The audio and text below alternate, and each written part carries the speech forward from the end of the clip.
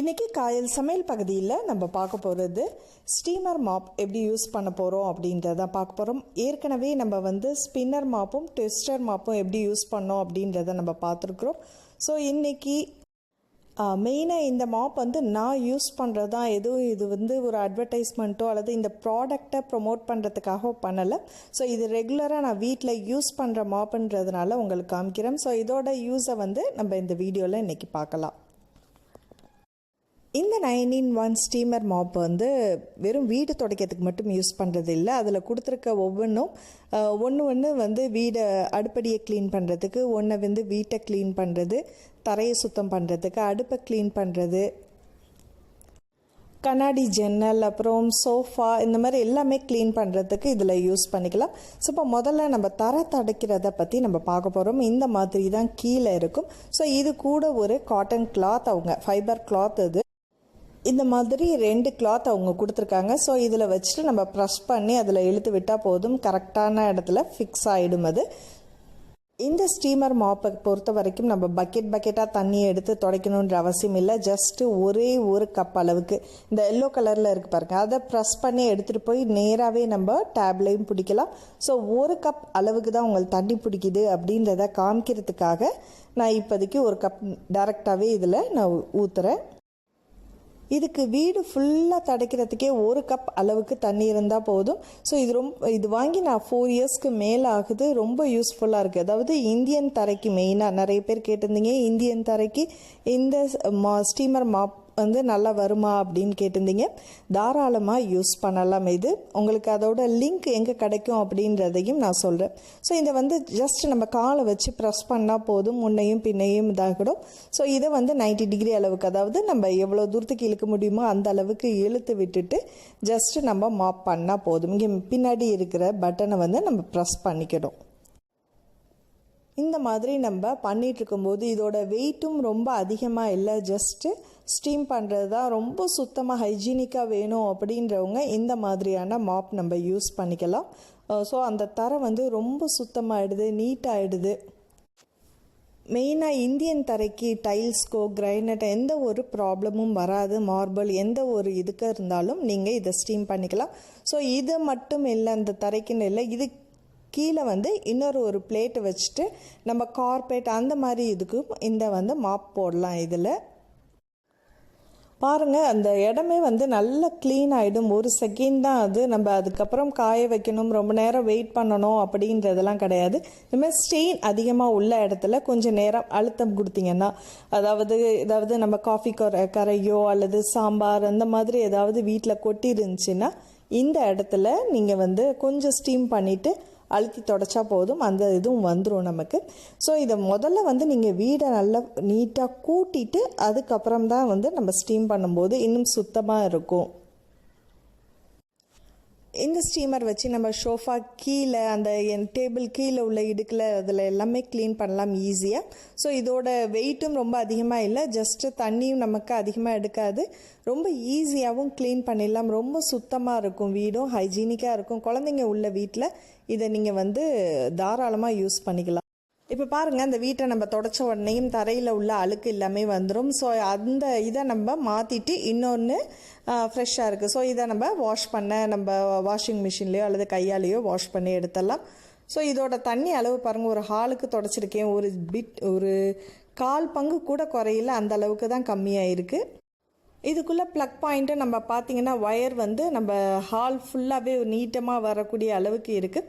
So இதை ஈஸியாக நம்ம கழட்டி எடுத்துடலாம். இந்த மாதிரி ப்ரெஸ் பண்ணி எடுத்துட்டு இதை மட்டும் கையில் வச்சுட்டு வீட்டில் நம்ம அடுப்படிக்க இதுக்குன்னு இந்த கீழே கொடுத்துருக்க சேஞ்ச் பண்ணக்கூடியது இருக்குது. ஸோ அதை வச்சுட்டு நம்ம ஸ்க்ரீன் கிளாத்து, கர்டைன் இதெல்லாம் நம்ம க்ளீன் பண்ணிக்கலாம், அதை ஸ்டீம் பண்ணி எடுத்துக்கலாம். ஸோ நம்ம கைக்கு அடக்கமாகவும் இருக்கும், வெயிட்டும் அதிகமாக கிடையாது.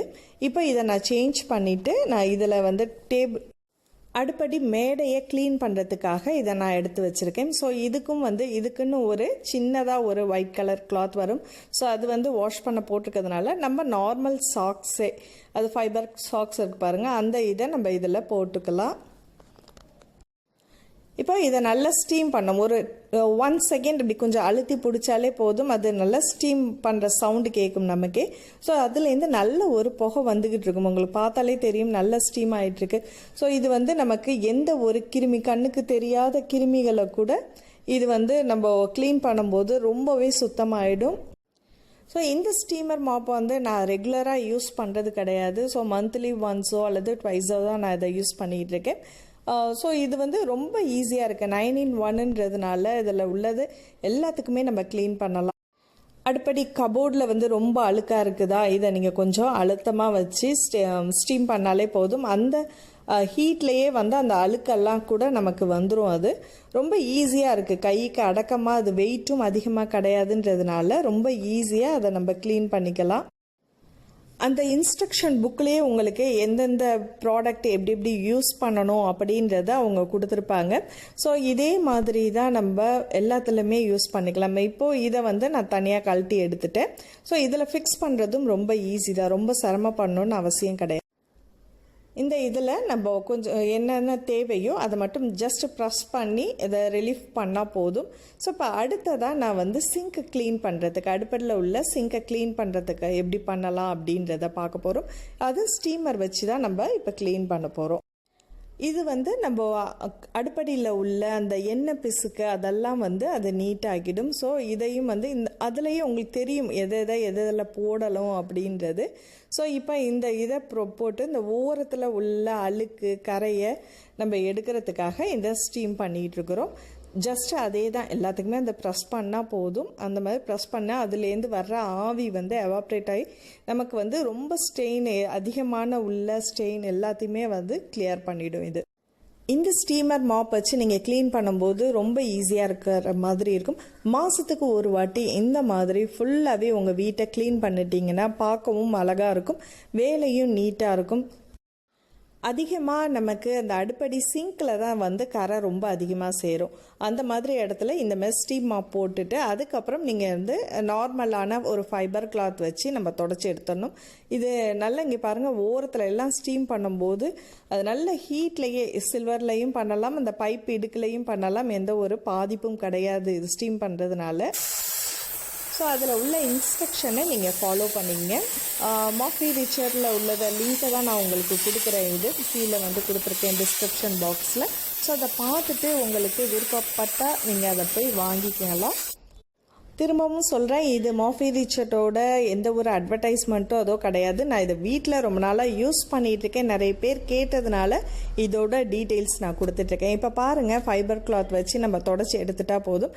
அந்த ஸ்டீம் பண்ணதுனால அந்த இடமே வந்து எவ்வளோ ஒரு ஷைனிங்காக இருக்குது, ரொம்ப நல்ல பளபளன்னு இருக்கும்.